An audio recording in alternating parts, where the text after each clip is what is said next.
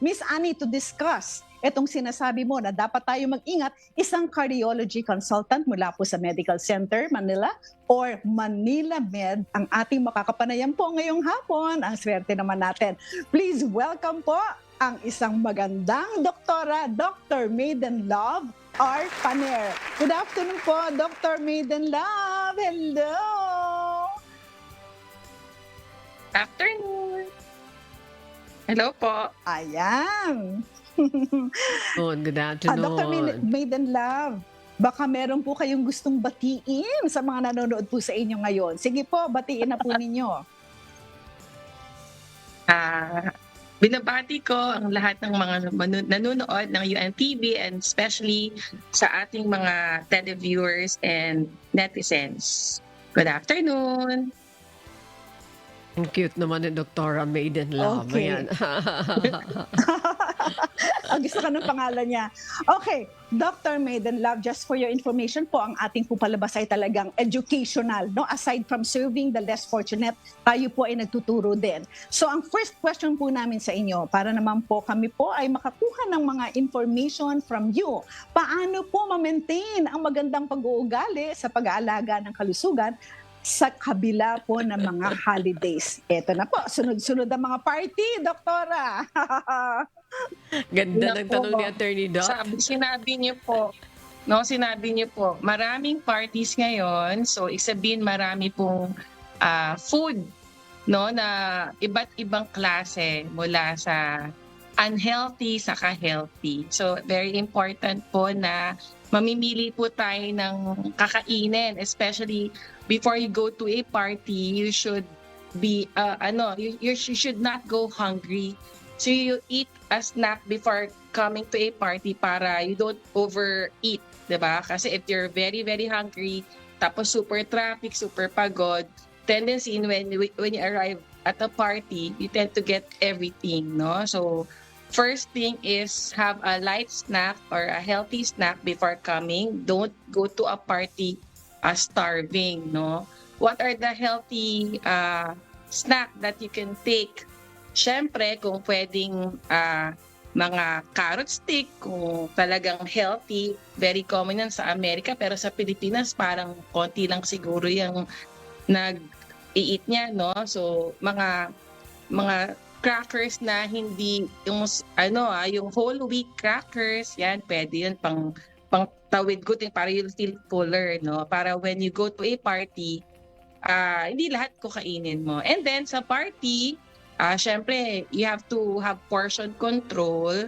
So kailangan yung plato, ang recommendation, 'di ba, ang plate dapat kung buo 'yon, kalahati nun should be filled with vegetables and fruit, no? Vegetables kasi high fiber, nutritious, lahat ng vitamins and minerals. And then 1/4 of the plato should be yung protein. Ano ba yung protein? Mga fish, beef, pork, yun yung mga protein, 'di ba? And then lechon, crispy patas, barbecue.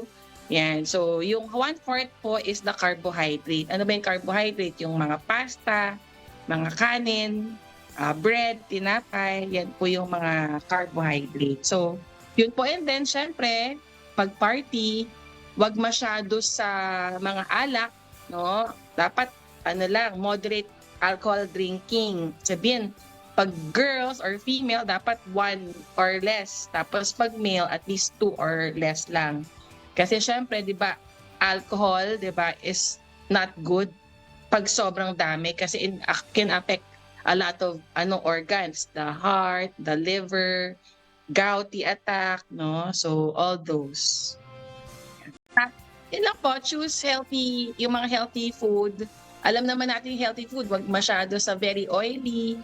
Kung hypertensive ka, wag ka masyadong maalat kumain. Kung may kare-kare, so set aside na dabagoong, 'di ba? So kung diabetic ka, wag ka masyado sa mga soft drinks, juices, and not only sugary or yung sweet, 'di ba? Sugar kasi carbohydrate turns into sugar. Kung taas yung carbohydrate content mo, nagiging sugar siya. So tataas sugar.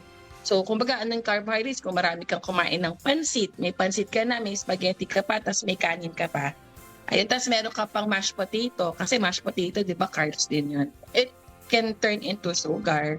So, yun po, kung diabetic, kung high blood, avoid salty, mamantika. Yun, kung may mataas uric acid mo or nag-gouty attack ka, hindi ka makalakad, may history ka. So, you have to avoid alak, di ba? Alcohol can trigger a gouty attack. Di ba? So, mga ganun po.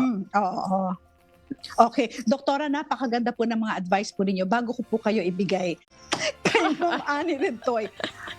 Doktora, medyo natawa po ako dun sa sinabi po ninyo na you should not go to a party na kayo ay gutom. Kasi baliktad po ang ginagawa po namin. Lalo na po ako, ang ginagawa ko, hindi na ako kakain ng umaga at saka tanghali pag meron akong party sa hapon o sa gabi. Kasi nga, may party. So tama po si Doktora. Ngayon ko lang naalala, kapag pumupunta ako sa party na gutom, ang dami ko talagang nakakain. So correct, no? Opo. Bago kayo pumunta sa party, kumain muna kayo ng konti, pero yung healthy. Pagkatapos, control your food. Kapag nasa party na po kayo, wag iinom ng alcohol at saka choose healthy food. Napakaganda po ng mga sinabi ni Doktora. Okay, ngayon naman po, si Ma'am Annie naman po ang magtatanong po sa inyo. Alam mo, Attorney Doc, Mami? natatawa ako doon sa sinasabi mo din. Ano po, kabaliktaran nga ng mga Pinoy. Pupunta No. sa party, Yes. na gutom. Si Attorney, sabi niya, Yes. morning, lunch, hindi siya kakain. Kasi doon sa party, like for Oo. example, dinner, ito todo yan. Ano po, At saka, di ba may pansit na, may spaghetti pa, may kanin pa, mga ganyan. Naku, tama-tama itong sinasabi ni Doktora Maiden Love. Ayan. Doktora, ang ganda ng sinasabi nyo, ha? Huwag kayong pupunta sa party na gutom. Ulitin ko lang ito, mga kasambahay. Ano po? Sabi ni Attorney Dot, inulit niya yan, ha? Uulitin ko ulit. Huwag pupunta sa party na gutom. Kailangan nag-snack ka na.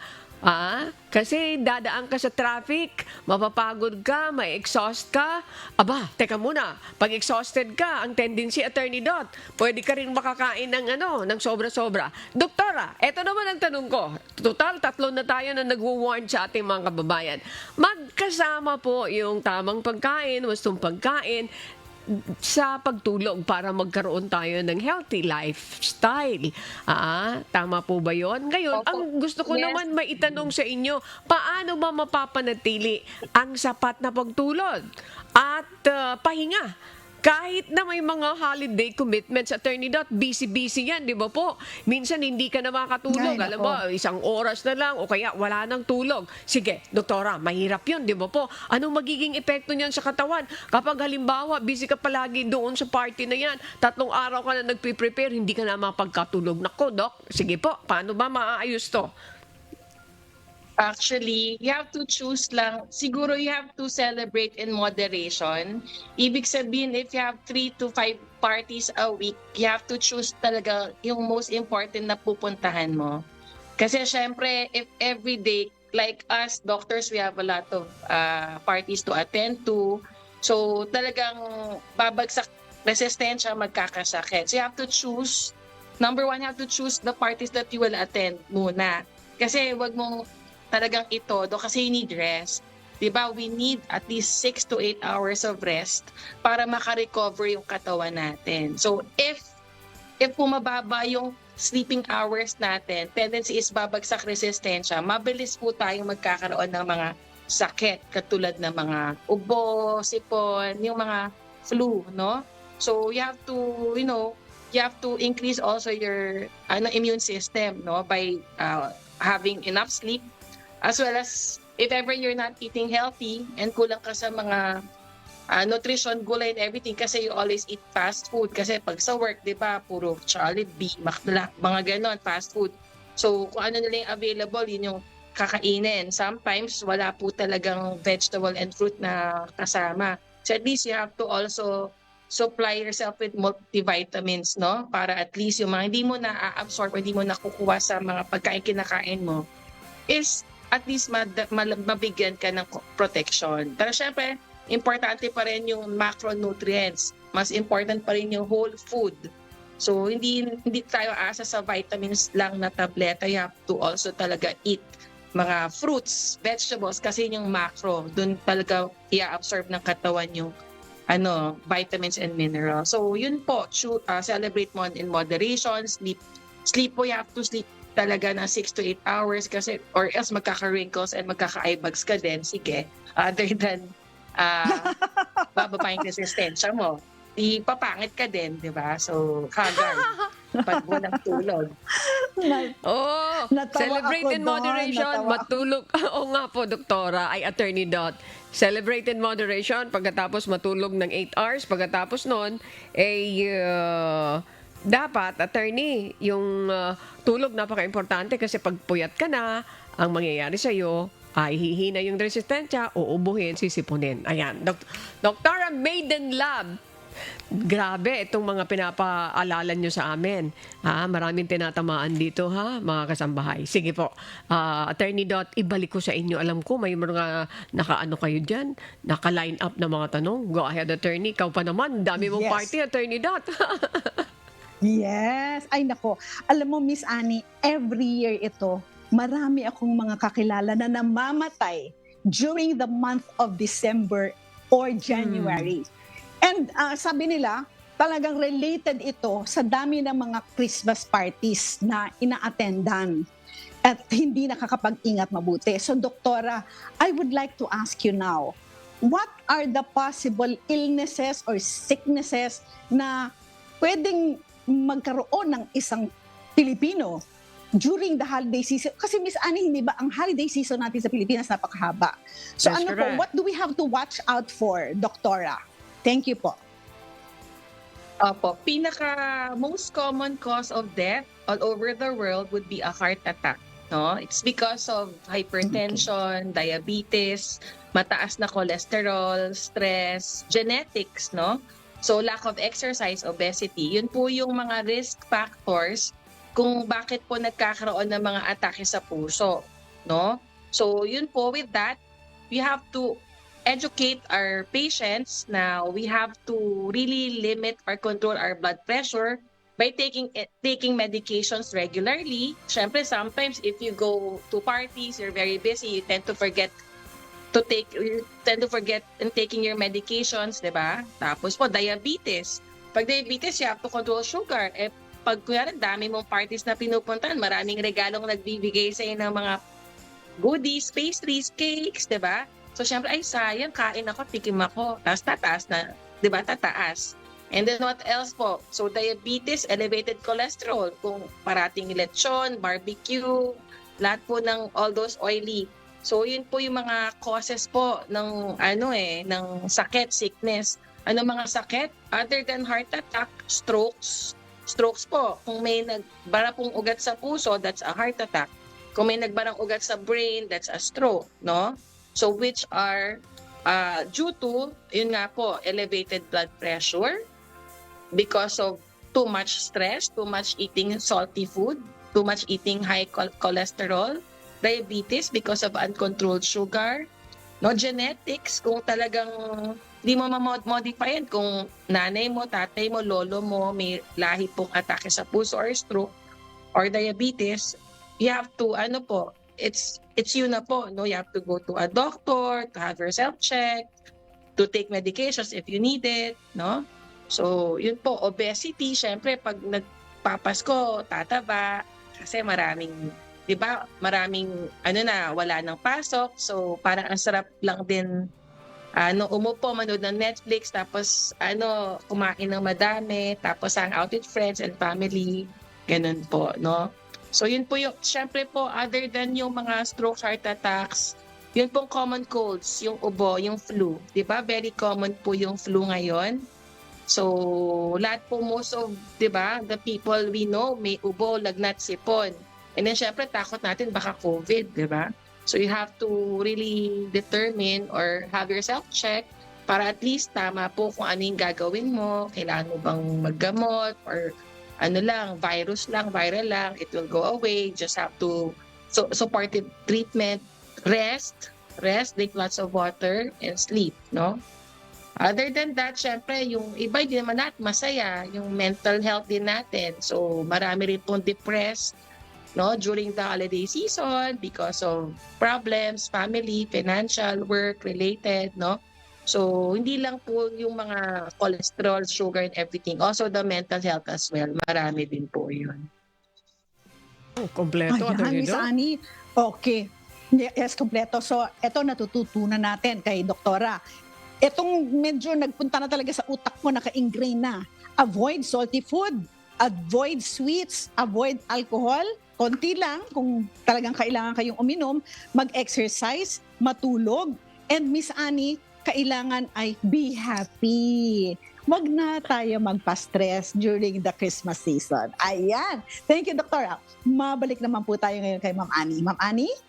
Thank you very much, Attorney Dot. Oh, yung tulog sa'yo yun, ha? Attorney, ha? Ikaw yun, ha? Yes. Oo. I know. Kulang sa tulog yan. Ayan, Doktora Maiden Love. Kulang sa tulog yan si Attorney Dot. Hindi ba siya nung natutulog yan? O, sige. Attorney Dot, ito yung susunod kong tanong kay Doktora Maiden Love. Pwede bang paki-reiterate niyo po ano yung mga benefits, mga benepisyo ng regular na ehersisyo, yung exercise natin, sa gitna, syempre, ng busy na holiday schedule, magagawa mo pa ba yan? Ano yung pwedeng gawin? Ano yung formula dyan para maka-attract tayo Opo. ng ating mga kababayan? Kahit na sa kabila ng busy ka, you go. At least kahit pa paano makapag-exercise ka. Doktora, thank you po. Opo. Usually, we are very busy because of our work. And then when we go home, we are very tired. No, so the recommendation po talaga in a week, at least 150 minutes a week of exercise, yung aerobic, no, yung bumibilis yung heartbeat, or at least 30 to 45 minutes a day, 3 to 4 times a week, no? Yun po yung recommendation. So, paano yun pag kunyari nasa trabaho ka, hindi ka naman pwedeng pumunta ng gym. So, we recommend na kung may hagdan or stairs po, yun po, no? So, akyat panahog, that's exercise. Hindi man kailangan na tuloy-tuloy na 30 minutes, di ba? So, pwede kang nasa work, akyat ka ng hagdan, 10 minutes. O, 10 minutes na yun for that day, tapos bababa ka ulit, di ba? So, kumbaga, i-sum up mo yun, at least gumagalaw yung katawan mo, at least 30 minutes, that's good enough. Yung mag-swimming, mag-walking, di ba? Maglakad po. Kaya rin, papuntang work, sasakay ng jeep, di ba? May iba, naglalakad na malayo, exercise po yun. Swimming, jogging, dancing, 'di ba? If you play with your kids, no, pwede 'yon, exercise, no? So yun po. Very important kasi exercise, it lowers down cholesterol, it lowers down blood pressure po, no? So it decreases mortality then, no? Exercise kasi it prevents heart attacks and strokes kasi, 'di ba? Other than sleep, good and healthy diet, exercise is important, especially for the heart, no? So para po rin makareduce tayo ng weight, di ba? So not very big or obese. So very important po siya. Tamo na kung Okay. gaano I kahalaga agree. yung exercise, Attorney Dot. Thank you, Doktora Yes. Maiden Love. Attorney Dot. Oo. Yes, Miss Annie, alam mo, Miss Annie, ito yung napuna ko. Kasi di ba I travel a lot, no? Miss Annie and That's Doktora. correct. Napansin ko, sa mga ibang bansa, like sa Singapore, for instance, o kaya sa Europe, no? Ang mga tao naglalakad talaga, mahilig maglakad, mahilig tumakbo, mahilig gumamit ng stairs. Sa Pilipinas, Miss Annie, alam mo ba? Nako, pumunta ka sa mga building na kahit na mga four floors lang. Makikita mo, pupunta sa second floor, ang haba ng pila. It's just unbelievable.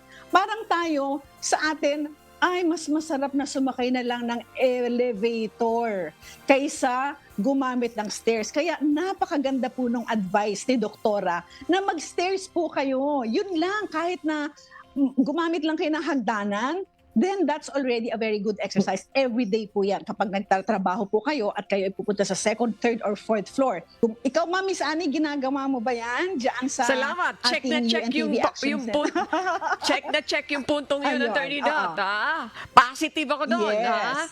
Ayan. Ginagawa ko yun on a Yes. daily Very basis, good. Attorney Dot. Ayan. Thank you for that. Very good. Oh, at Miss Annie, alam mo kung sino isang napakagandang example na isang napaka-busy na tao, ha? Si Ma'am Lynn Apinado. Alam niyo yung executive producer namin, Ma'am Doktora, napaka-busy po niyan, pero hindi po dadaan ng araw na hindi po yan tumatakbo, nagva-volleyball, kung ano-anong exercise po ang ginagawa niyan. Kaya idol ko po yan when it comes to exercising. Anyway, punta Nag-ano po pa yan, tayo dun Attorney sa Dot? susunod na Nagbabike question. pa yan mula Manila hanggang Laguna. I know. Ayun. Sige, saan ka pa? Oo, yan ang good example talaga. Doktora, mapunta po tayo dun sa susunod na question na I think is very important also, especially for people who are very busy and have no time to exercise o kaya talagang ang kinakain ay puro mga unhealthy. Pwede po ba na maging alternative na lamang po ang pag-inom ng mga supplements at saka mga vitamins para po maging malakas ngayong holiday season sa kabila ng mga busy schedule natin? Doktora? Actually po, we recommend po to eat yung talagang whole food compared to a tablet form. Kasi po, yung tablet, kung ano lang yung, kumbaga micronutrients lang siya compared dun sa whole food na talagang saging, apple, strawberry, blackberry, yung mga ganun po, mga fruits and vegetables na ano po, green, lahat ng colors green, red, 'di ba, yellow. Yun po yung may macronutrients. So yun po yung na-absorb ng katawan na important sa atin. So yung mga vitamins and minerals, it can help, no? Pero kung papipiliin ako at anak ko papainumin, mas gusto ko po yung pagkain totoo. Vitamins and minerals help.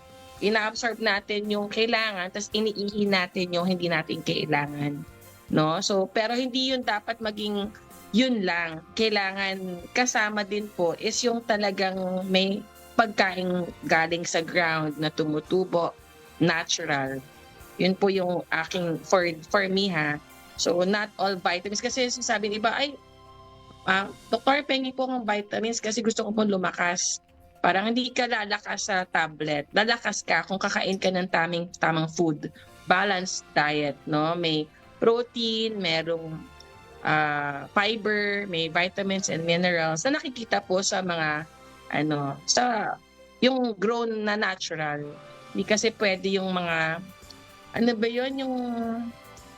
yung mga binibili na sabi ito healthy pero in tablet form. So mas maganda po talaga yung buo, yung talagang nakakain. Nakita mo sa dalawang mata mo na meron siyang apple or fruit na healthier. Okay. Oh. You know, Doktora, napakaganda ng pinpoint mo, ha? Di ba, Miss Annie? Kasi maraming mga tao na, especially mga Pilipino, na okay, sige, unhealthy lifestyle. Anyway, nagba-vitamins naman ako Pero yun nga sinasabi ni Doktora, nothing compares to eating the right foods. That's So, correct. Doktora, meron po akong tanong. Ano po yung mga healthy na supplements? Kasi minsan nakukonfuse ang mga tao. Meron po kasing mga naiinom na, okay, vitamin C, pero may halong iba. Like, just this morning, my mother, who is 101 years old, binilhan po ng kanyang caregiver ng isang drink na alam po nating lahat na very good for the body when it comes to avoiding yung mga flu, etc. Pero ang sabi ng sister ko, you have to be careful kasi marunong siya, pharmacist siya. Hindi yan basta-basta iniinom kasi meron din yang mga ingredient na pwedeng masira ang liver, ang kidney, etc. So nagulat ako kasi all the while, ang akala ko yung drink na yon ay safe. So Doktora, ano pong ma-advise po ninyo? Actually po, yung mga sinasabing mga food supplement, di ba? Yun po yun, mga food supplement and drinks na sinasabi nila na may benefit. Kasi sabi-sabi, syempre depende kung malakas yung marketing mo. So, sisikat siya. So, maraming, eto, ganyan-ganyan. Pero, importante malaman ng mga tao na hindi po lahat ng nakikita at nababasa nila na at sabi-sabi na effective. We have a lot of patients na umiinom ng mga food supplements, mga herbal, na nagkakaroon ng mga atake sa puso. Kasi yung pala, may component po yun na nakaka-trigger ng pagbilis ng tibok ng puso, nakaka-cause ng arrhythmia, no? So, meron pong mga ingredients sa mga herbal or mga food supplement na hindi nating alam na merong nakakasira ng kidney na dialysis yung patient kasi nag-food supplement. So, very important po talaga na you have to read labels and you have to ask your doctors. Especially, kung hindi po siya, kung nakasulat no approved therapeutic claim, so parang mas scary po na inumin kasi no proven benefit compared po sa medications that the doctors give which has proven benefit based on studies. Pag ininom mo to, ito yung effect mo. Bababa yung cholesterol mo, nag-decrease yung mortality. Sa buong mundo, chinek siya. So pag yung mga food supplements kasi, no approved therapeutic claim, doon pa lang nakakatakot ng inumin kasi nga no proven benefit. Di mo alam kung pupunta ba yung some na ingredient din pupunta sa liver or sa kidney. Yung iba nasira na yung kidney, yung liver nasira na, yung puso nagpalpitate na ER, nag-arrhythmia, no? So marami eh. Hindi ko naman nilalahat yung food supplement. Depende po kasi talaga kung ano nakalagay. So very important that you visit your doctor and bring it or you ask for it kung recommended niya or hindi.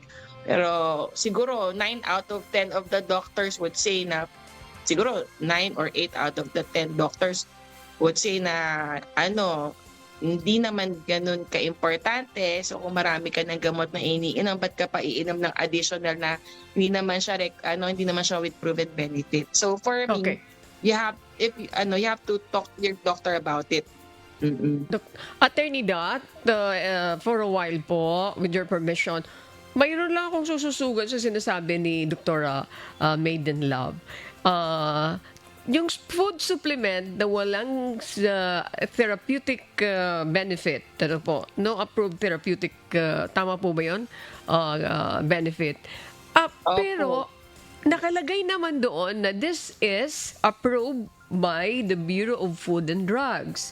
So, nakakalito din ito, Attorney Dot, in-approve ng Bureau of Food and Drugs and yet walang therapeutic claims. Ay, walang hindi, tama ba yan? No approved therapeutic benefits. So, paano po ito matitimbang natin para hindi malito yung ating mga nakikinig at nanonood po? Opo nga. Actually, I'm also a pharmacist. So, parang if a medication or food supplement is being brought to the Philippines, you have to really go to the BFAD to have a license of it or yung parang i-approve nila with all the papers and everything that they present, no? So, sa pagkakaalala ko, mga more than 25 years ago, so, yung BFAD, po siya so, tinitingnan nila yung mga ingredients, pero bini-require nila na maglagay ng no approved therapeutic claim, especially if it's not a medicine kasi. Opo. So, chances are, you just need to trust your doctor if he or she approves about taking that, especially if you're diabetic or you have a kidney problem or you have hypertension or you have liver disease kasi the very nakakatakot would be liver and kidney and the heart, no? Especially titingnan ng doctor kung ano yung mga ingredients noon. Pag hindi nila alam, tapos kunyari Chinese pa. Di ba sometimes yung Chinese pa yung nakasulat. So mas parang scary siya.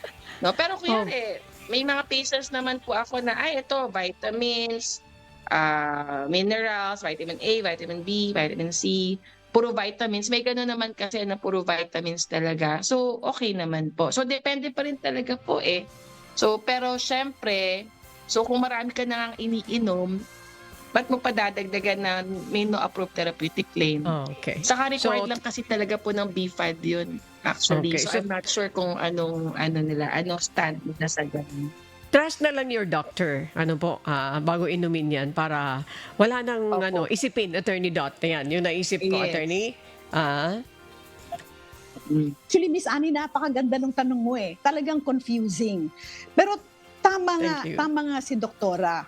Kasi kanina nga, na-shock ako sa sister ko na pharmacist. Dahil yung iniinom na yon, alam natin well, tayong ordinary citizens, akala natin very safe. And then she goes, no, sabi niya gano'n, it has caffeine, it has a sweetener that can potentially cause liver cancer and Aspartame. other health problems, aspartame, and may increase the risk of diabetes and cardiovascular disease per the World Health Organization. So, sabi nga ni Doktora, bago po tayo magsabi na this is good, itong vitamins na to, itong supplement na to, please consult first your doctor. Because your doctor would know and your doctor would understand. So sabi ng isa kong sister, bakit? Meron bang reseta kay mami niyan? Wala. Sinabi lang namin, sige, ibili natin para hindi siya magkasakit. Yun pala, it can be very bad for her, especially since she's already 101. Anyway, Doctora, we had a very enlightening time with you. And so we would like to guest you again very, very soon. But wala na po tayong oras at this point po, Doctora.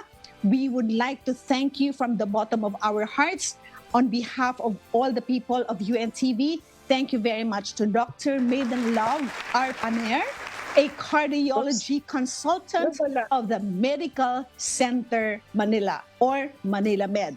Thank you very much, Doktora. Ayan. Ma'am Annie, you want to Thank say you po. bye-bye to Doktora? Thank you, Doktora! Doktora Maiden Love! Thank you po. Maraming salamat. Nag-enjoy Thank din you. po ako. Okay, thank you very much, Sam. Maraming Okay. salamat. And Attorney Dot, thank you also for sharing that. You know why? Marami tayong mga kababayan na masyadong nalilito. At mas lalong Yes. pinaniniwalaan pa Yes. nila yung food supplement na hindi man lang nila, basta sinabi, oy, okay yan. Oh, thank you very much po, Attorney. Thank you very much, Attorney Dot. Okay. Yes. Mga Thank kasambahay, you. yan. Sa ating mga nakikinig at nanonood, stand by for a while. Kami po ay magbabalik right after this few reminder.